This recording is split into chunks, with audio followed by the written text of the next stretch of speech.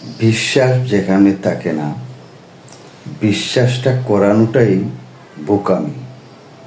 যারা আপনাকে বিশ্বাস করবে তারাই আপনাকে চিনবে, যারা বিশ্বাস করবে না তারা আপনাকে কখনো চিনতে পারবে না। যেমনি যদি কেউ ভালোবাসে, ভালোবাসার মাঝেও যদি বিশ্বাস না থাকে, সেই বিশ্বাসের কারণে অবিশ্বাসের কারণে এগুলো ভেঙে যায়। ভালোবাসায় ভেঙে যায়, ঘর সংসারে ভেঙে যায়, অনেক কিছু তৈরি হয়, নানান কিছুতে ঘিরে ফেলে।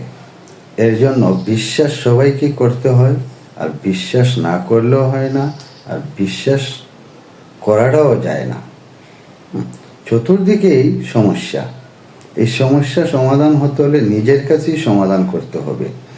নিজের কাছে সমাধান আছে বিধায় নিজেই সমাধানটাই তৈরি করা যায়।